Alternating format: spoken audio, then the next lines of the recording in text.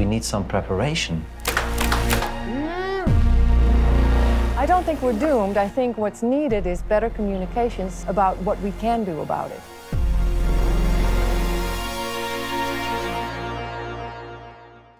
I went to a hunting expo to understand these hunters. I talked to the best of the best to understand these polar bears. I researched and researched and researched, but I didn't find an answer. Why are we killing an animal for fun that will probably be extinct in the next decades? I think I have to go on a hunt by myself. And it's surprisingly easy.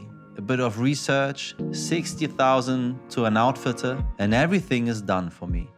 It's like an all-inclusive vacation, no prior experience necessary. And unfortunately, my outfitter is also really, really friendly.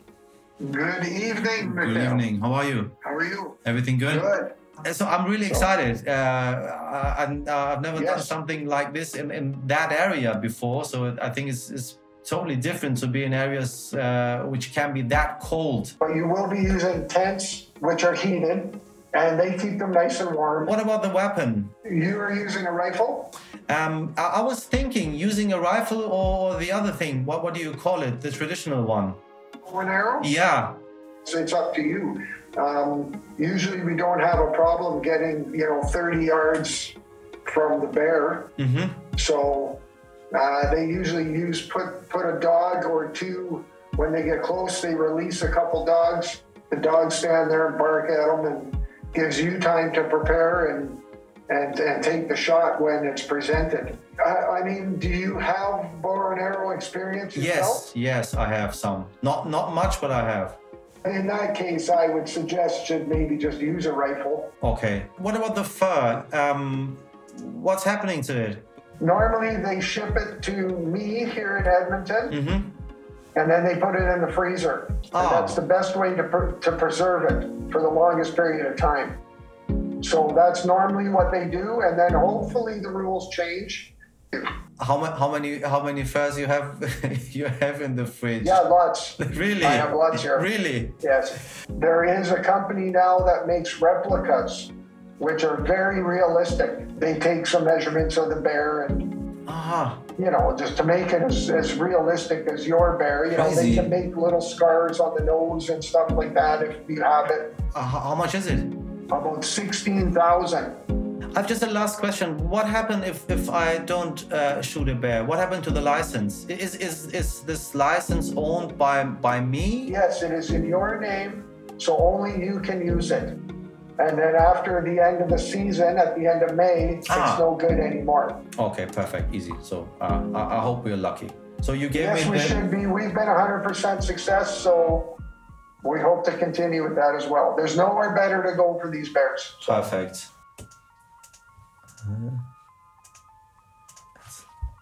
Jetzt ist er weg. Ja, krass, dass niemand wissen will, wer ich bin, was ich bin, ob ich jagen kann. Ja, vielleicht sollte man nicht mit Pfeil und Bogen schießen, wenn man damit nicht so viel Erfahrung hat. Bring lieber dein Gewehr mit. Welches Gewehr? Gar nichts, nix. Man wird Erfolg haben und die Beeren lagern bei ihm übereinander gestapelt im Eisschrank, weil man sie nirgendwohin ausführen darf. Und wenn ich will, bekomme ich eine Replik, die so aussieht wie der Bär, den ich geschossen habe für meinen Trophy Room. Wo denkst du? Glaubst du, hier wäre gut, wenn ich das abnehme und hier... Du bist bereit für minus 25 Grad, Jan, ne? Aber die Zelte sind schön warm. Ist alles schön warm, der Hundeschlitten ist da und die Leute, die wissen, was da Sache ist. Okay, let's think a little bit about what he said. I think we need some preparation. Bow and arrow. I think this is something I can find here.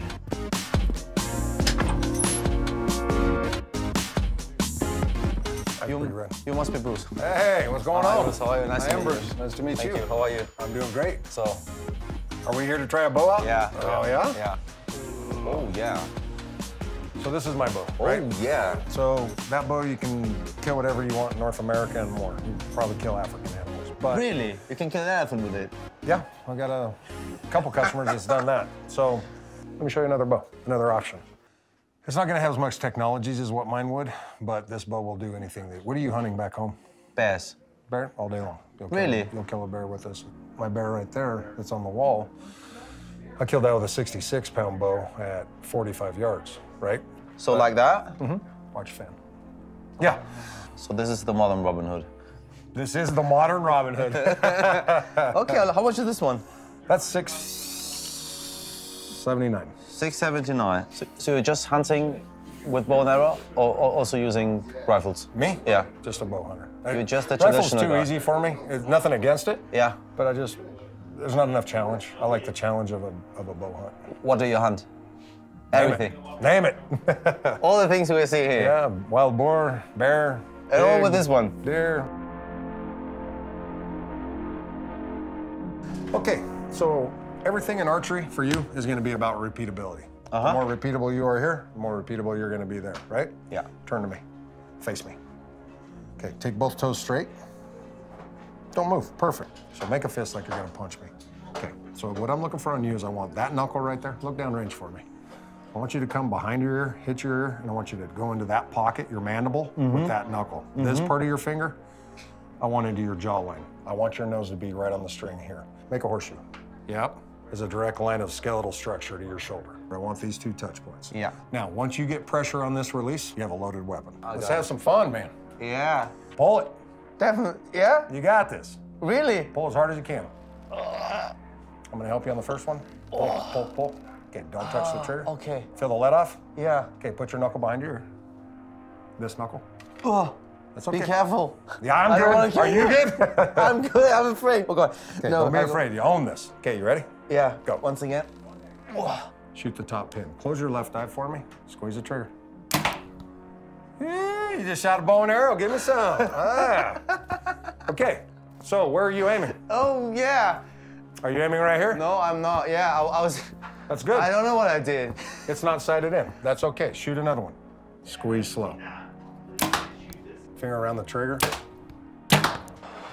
Mein Arm. I want you to be hard on yourself and think about it. Yeah, buddy. Nice shooting. I think the bear is dead. We can go home. No, not yet. He's chasing you now. Okay, once again. Look at this. I never shot before, and now you're killing it. If I tell somebody I want to go on a hunt for bears, they won't laugh at me if I'm coming with this one. I mean, if you look at some of the animals, that's an Asiatic water buffalo. That's a giraffe. I mean, there's some big animals, muskox, that you can harvest with a bow and arrow. You can even kill a polar bear. The polar bear is going to be your biggest bear, but you can't shoot him anymore anyhow. But this will be the biggest bear you're going to shoot in the world. Oh, you can shoot them. Polar bears? Ja. You just can't bring them back to America then. Wir brauchen nicht mehr ins Fitnessstudio zu gehen. Ich mache einfach nur noch das hier. Ich glaube, ich bin sehr gut. Aber es ist hart. Einen toten Löwen, das ist eine riesige Ambivalenz. Aber er ist so nett. Ist der cool, der Typ? Ist der so? Ich meine, wenn es die sind, dann ist alles okay, finde ich. Dann sollen die. Aber ich finde, man sollte keinen Löwen schießen. Ein Hirsch, davon gibt es Millionen. Aber doch kein Löwen, doch kein Elefanten, doch kein Eisbär. Lovely. Okay, congratulations. Guys, it was very fun with you. Yeah, absolutely. Had a blast. care. You did really well. So hope to see you Enjoy. again very soon. Okay. Bye-bye. Bye. Cheers.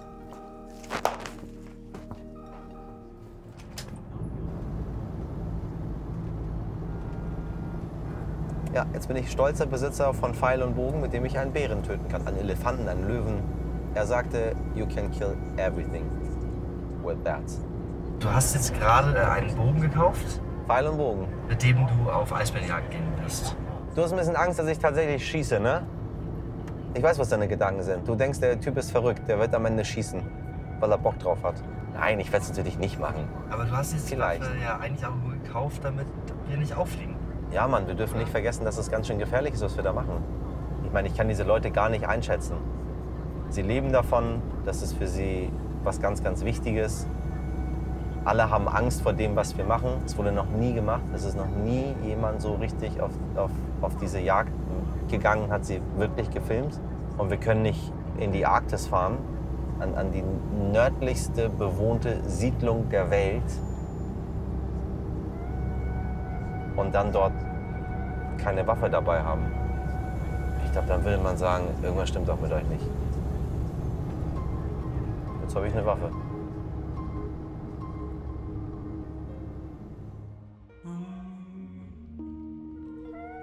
Guys, I push aside the question of whether all of this even makes sense. Instead, my cameraman Jan and I are going full throttle, fit for the Arctic in 5 weeks. We give it our all. Unfortunately, our camera batteries don't. A test in the freezer reveals empty in 2 hours. It means we need many of them.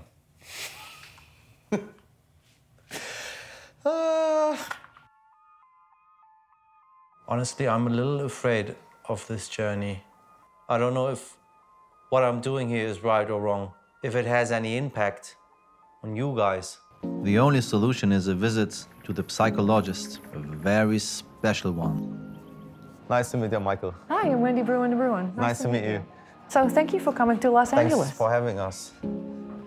I mean, we all know about global warming, we all know about climate change as a topic I think people are just sick of. They don't want to talk about it anymore. But we have to talk about it because it's the planet, it's the place we are living on. Mm-hmm. Why are we like that? And say, la, la, la, la, la, I know. If there's a risk that is scary and it feels like there's nothing you can do about it, then people avoid information about that risk. So are we doomed? I don't think we're doomed. I think what's needed is better communications about what we can do about it, because I think there are things we can do. We can change some of our behaviors. So as individuals, we can try to emit less carbon by flying less or driving less. And in terms of our food choices, we can try to eat more vegan and vegetarian or avoid beef. And we can also vote for politicians who will make bigger changes beyond our individual changes. But what about myself? I know everything of these things I can do. You're not doing it? But honestly, I'm not doing it. Are you What's not? wrong with me? Yeah, and I'm not. I don't know. I'm not the guy who's like this. Mm-hmm, because you are listening. Yeah, I'm listening. Mm-hmm. But in the end, I say, yeah, let's go for the new smartphone. Let's go for the steak today. I think for a lot of people, there's so many different things you can do, and it seems like too much. So perhaps it would help to focus on one thing. And so maybe an easier thing to change is eat a little bit less beef. You don't have to go entirely vegan. And once you start there, you might be able to make some other choices to make a difference. But take one step at a time instead of trying to do everything, because that's too overwhelming. So when does it start that I'm not closing my eyes anymore because the problem is too big for me to handle? So once people start taking some steps to actually do something about it, a lot of the feelings of hopelessness and climate anxiety go down. So actually doing something, even if it's just a little bit, can help with feeling better about it, feeling less hopeless and less anxious. What about things like we are doing here? What about documentaries? I think Awareness? documentaries can make a big difference. Really? Yes. Because I'm not sure. We just woke up and said, we have to act. We need to do something. Mm-hmm. Sometimes I'm not sure if this work has an effect. I think that if in your documentary you draw attention to this problem and then give people the tools to act, information about what they themselves can do, encourage them to vote, encourage them to put pressure on their politicians to make a difference, then I think your documentary may be able to make a difference.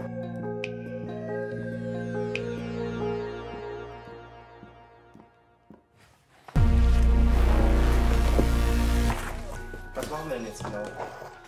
Ich hatte da so eine Idee. Und zwar möchte ich dich jetzt gerne mitnehmen, hier in Los Angeles in die Berge.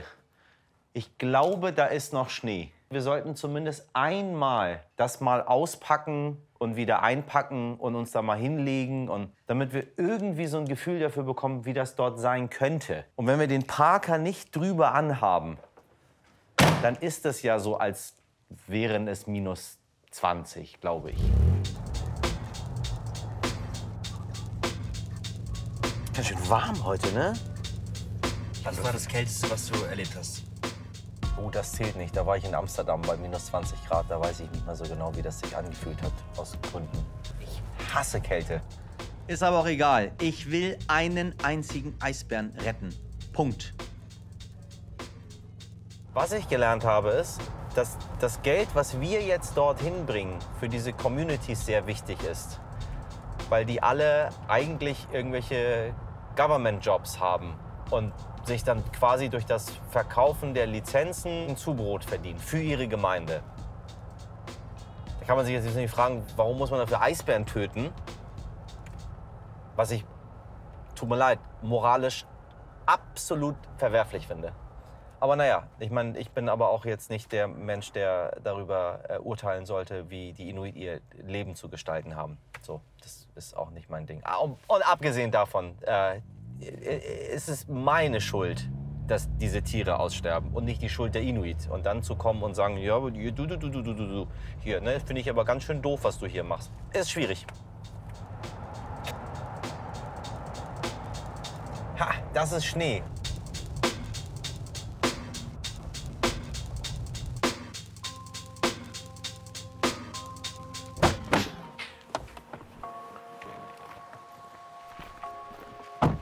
Warm ist es nicht, aber kalt ist es auch nicht. Also, wir machen das jetzt einfach. Oh Gott, niemand darf den Bogen sehen. Nicht, dass sie glauben, ich bin ein Sniper oder so. Schauen wir mal, was wir haben. Ich hatte mit einer Freundin gesprochen, die in der Arktis schon mal war. Und die hat mich beraten.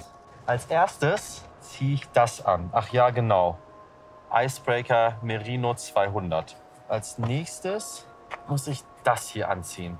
Jetzt kommt die nächste Schicht. Oh. Und dann dachte ich, ich simuliere den Parker erstmal mit meinem Mantel. Das wird jetzt ein bisschen albern aussehen. Boah, bisschen schwindelig. Das wird ein Albtraum werden. Okay, du kannst mit den Handschuhen nichts tun. Nur, dass ich dir das mal sage. Ich versuche jetzt mal da irgendwo einen guten Weg zu finden, um mich da mal in den Schlafsack probeweise zu legen. Das hier ist der einzige Schlafsack, der für minus 40 Grad konzipiert ist. Wie benutzt man den überhaupt? Wie rum gehört der? So rum? Das wird genauso sein. Wie macht man den zu? Das müssen wir noch mal üben. Ja, ich bin gleich wieder da. Kleinen Moment. Ich versuche den Reißverschluss zu finden.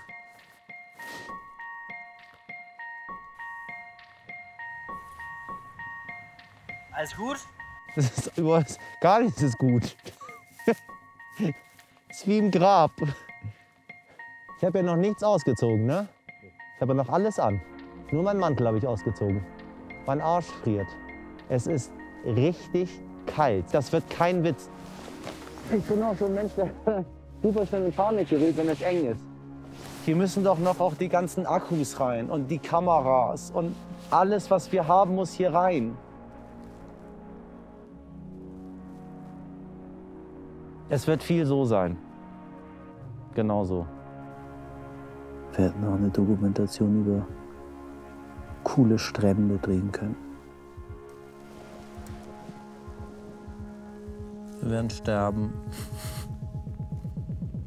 Oh Mann.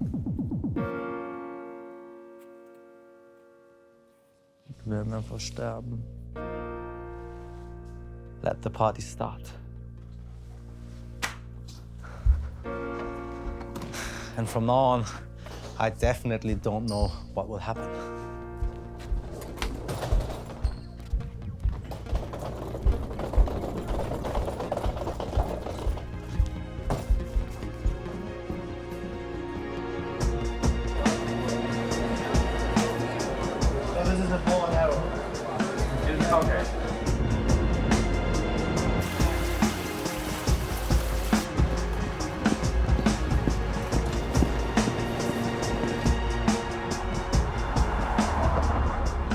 Wir ich habe die Hüte vergessen.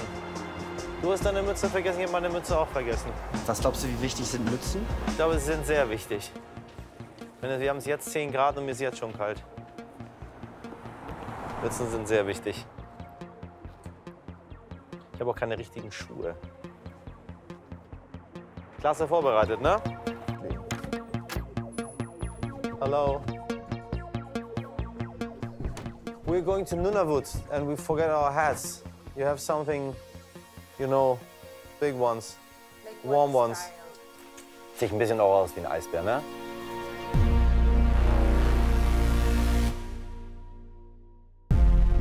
Magst du einmal klatschen? Okay, dann schnapp dir mal die Kamera. Hast du dich mit der Kamera befasst? Weißt du, wie die funktioniert? Ich bin nicht doof. 3-mal drücken. So rum. 3-mal drücken. So rum. Mehr mache ich nicht. Ich bin dann quasi der Undercover-Typ.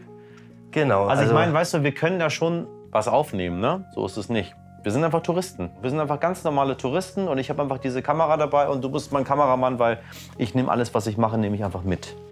Und du bist sicher, das klappt. Die Kamera ist auf jeden Fall am absolut unauffälligsten. Auch wenn wir dort filmen dürfen und auch fotografieren dürfen für, sagen wir mal, dein Aftermovie, was du ja machen willst. Was für ein Aftermovie? Ja, also dein persönliches... Ach so, wir tun so. Ah, wir tun so. Wunderbar. Ich mache ein Aftermovie. Genau. Für die Familie. Sehr gut. Ja. Okay, wir kriegen das hin. Geht's morgen los? Ab geht's! Na toll, jetzt bin ich schon überhaupt nicht zentriert. Warte, ich muss noch mal 3-mal hier rausrücken. Nee, 2-mal hier. Ich bin schon unten, ich warte auf Michel. Und gleich geht's los. Hab so gut wie gar nicht geschlafen. Weil ich dann doch auch etwas nervös bin. Ich bin sehr froh, dass Michel genug Mut hat für uns beide. Oh Gott. Es geht los. Du bist nicht so nervös wie ich.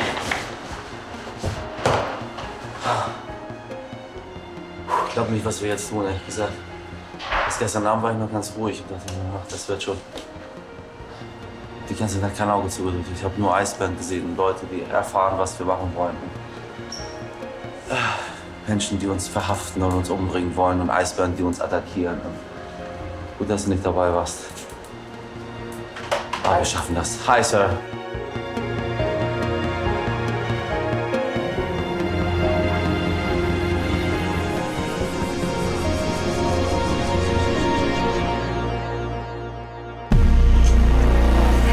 Watch how fast. I mean, what's dead in seconds. Ich dachte, ich bin in eine Spalte gefallen, ja. Sag ich ganz ehrlich. Ich bin ein bisschen außer Atem.